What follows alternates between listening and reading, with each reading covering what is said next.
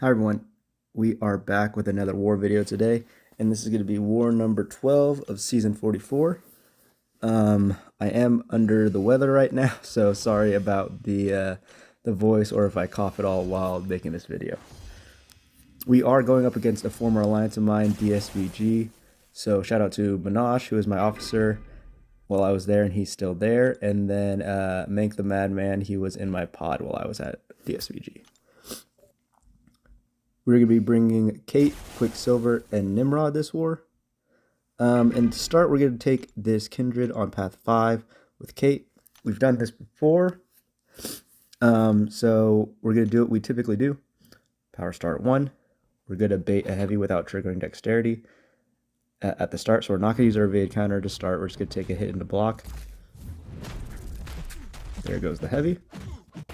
Punish, special 1 to get him into the corner. And then now we can evade counter here, throw our heavy, and now he's locked in. Now, we do want to watch for his gaining stun immunity, which you see there. So really, I just play it as if he is stun immune the whole time. We're going to bait heavies and counter with our own heavy to keep him in the corner, to keep the cold snap up. We have the degens coming in now. I'm not super concerned about it. I'll try and wait it out every now and then, like now. But he's ticking away. Knock him down again. Knock off the protection. Let the cold snap do its work. And then we get rooted. I tried to throw a special 2, but it didn't come out. He throws his special 1. So we're going to throw our special 3. Now, for some reason, this special 3 does not kill. And I'm not sure why that would be the case. Thankfully, the cold snap damage kills him. But that was kind of a weird interaction that I did not expect. So a little sloppy on that one. It's going to cost us some potions. But we are going to make our way to our next fight, which is going to be Hulk here. This one, it is unstoppable heavy attacks. And then the knockdown will shrug the debuffs. So we are going to use our evade counter to start on this one. And then we're going to throw a special 1 to get the cold snap going. Just checking my boosts.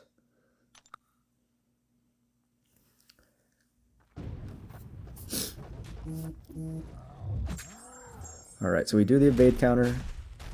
Oh, we're going to knock him down to get him close to the wall. We get a parry, special 1. And then we are going to parry and knock him down. So the main things to watch out for here is when he gets his protection back, he will shrug any debuffs. So we do want to watch for that if you're relying on a parry. The other thing we do want to watch for is Hulk's Fury stacks, which he has over there. You can see there's 10 right now.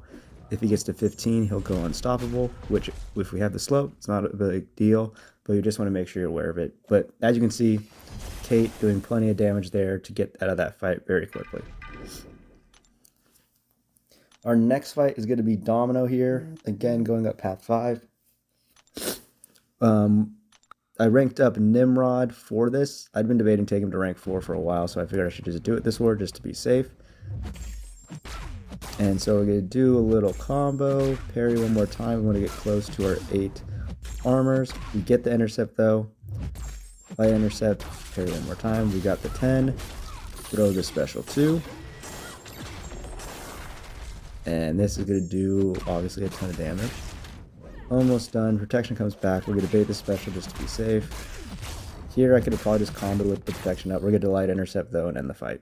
So, super smooth fight. No issues whatsoever. As long as Domino doesn't get lucky and start evading everything, it's usually a pretty quick fight for Nimrod. Our next fight is going to be this Mojo here. We've taken several different mystics now on this node. We took a Mangog, and we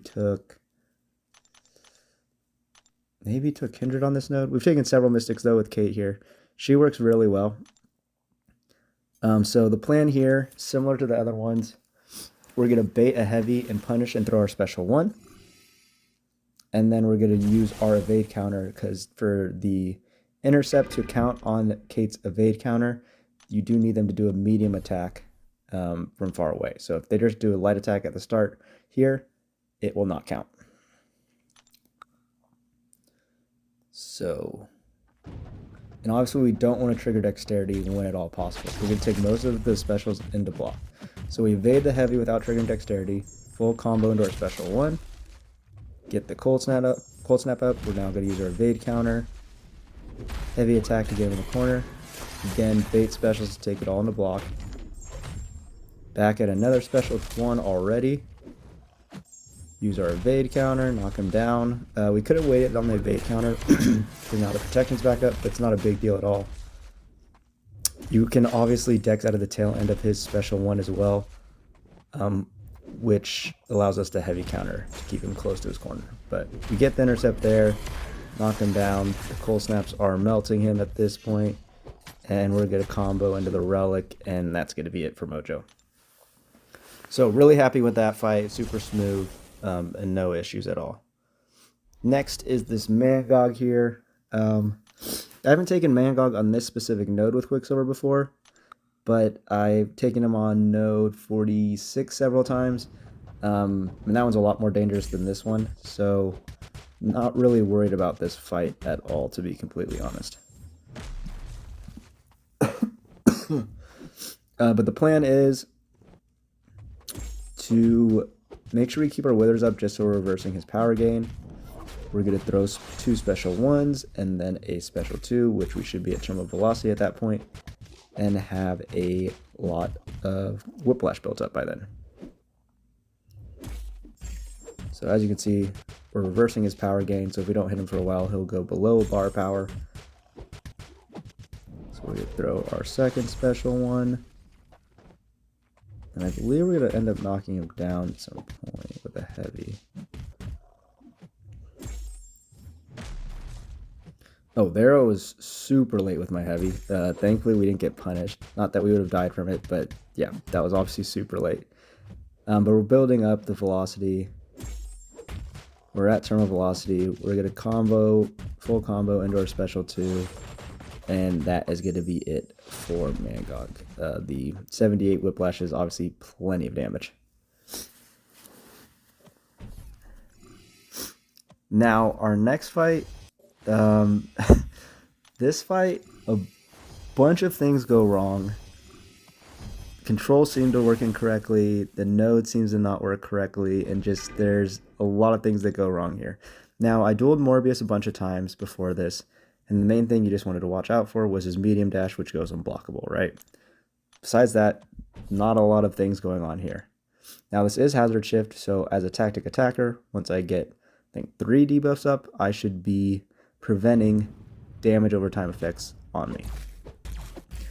So to start, I'm going to heavy. Here's his first dash, and I am very confident I dex that. Like I said, I practiced a bunch of times. I never had any issue. Now here we have 4 debuffs up, 5 debuffs up, and we're still taking quite a bit of damage from the poisons, the bleeds, and everything else. So, not the start we were hoping for. We're going to throw our special 1. The plan was to do 2 special 1s and a special 2. Again, here he's going to do his medium dash. I was very confident I dexed that as well. Here's the weirder part. As you saw, I dashed in to punish his special 2, and I just stopped.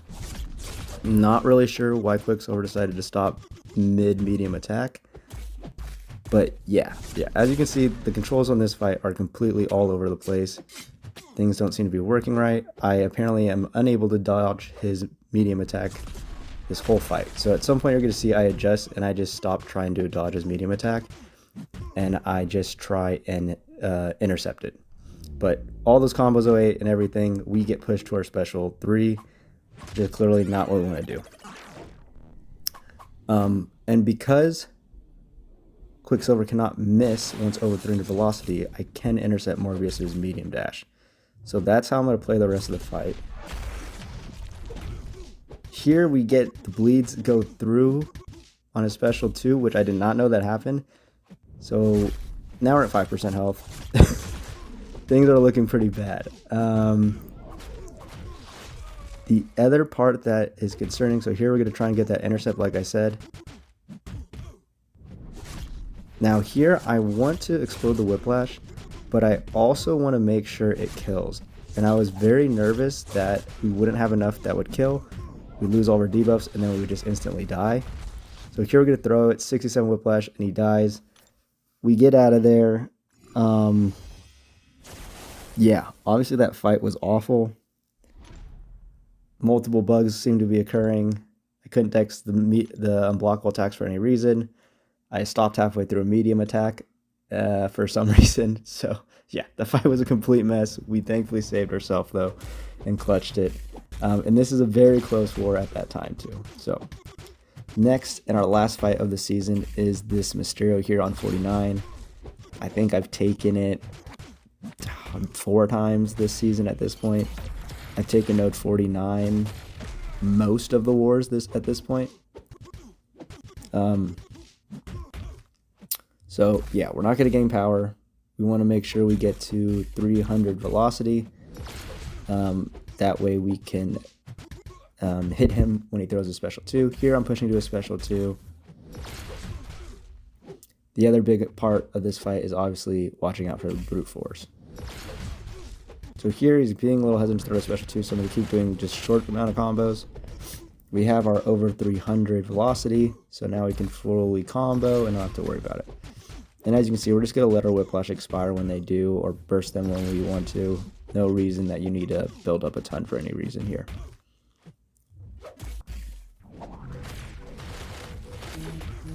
And I do ideally want to push him to the special 2 just because he gives you the power drain and you can heal a bit from it. Not that that's critical for this fight though.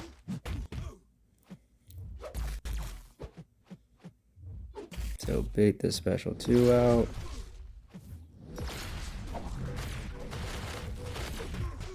Here we go. I think we are going to explode them soon. Yeah, there's the medium, light, medium. Now he's down at 25%. Again, we're around 85, which is where we usually end up for this fight. Usually we end up around 70%, 80% health. And we're just comboing away, building Whiplash. We're going to have to bait out this special 2. Here we go.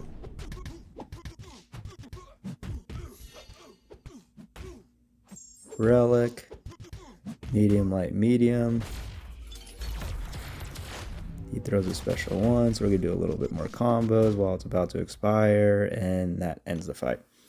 So, most of the fights went okay, except for that Morbius, obviously. That was a disaster. And we do end up winning this war against DSVG.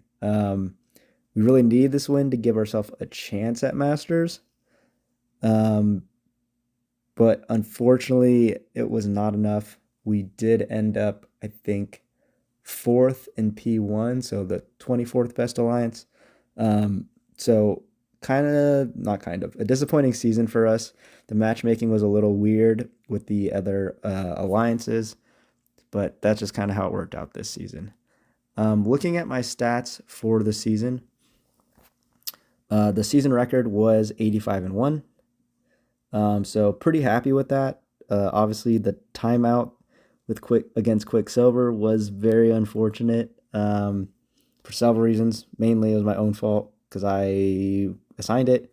I also made a mistake in the fight, which if I didn't, I could have got the solo. But it is a very tricky fight. For fight types, 43 path, 24 shared, 60 mini, and 2 boss. So pretty good spread. And again, the 85 fights is the most I've had in a season. I think last season was my second highest and I had 79 fights. And then the tier 1 records there at the bottom, but yeah, overall pretty happy with that as well. From a champions used perspective, kind of a much better spread than last season. Last season was the Omega Red, Omega Sentinel show for majority of the fights. This season we had a big carry from Quicksilver, which I would not have guessed going into the season, so it was kind of interesting to get to use him so much. I definitely enjoyed it, so likely we'll be doing that again next season unless he is getting banned. We then had 16 kills with our extended Omega Red. Kate also got a bunch of fights, especially at the end of the season. I don't think I had any fights with her up until about War 8, so she kind of had a ton of fights just those last couple wars. I also got to use Tigra, which was also very very fun. I like using Tigra quite a bit. She's probably one of my favorite champions to use now. So it was good. I got to run with her several wars this season. And then the rest of the fights kind of just sprinkle, a couple Herc, couple Archangel. The Black Cat fight was pretty interesting. But yeah, that's kind of it for the stats. And yeah, like I said, I'm happy with my performance as an alliance. Definitely missing out on Masters is unfortunate, especially that's something we always want to target. But yeah, we'll make sure we kind of clean things up and do better next season.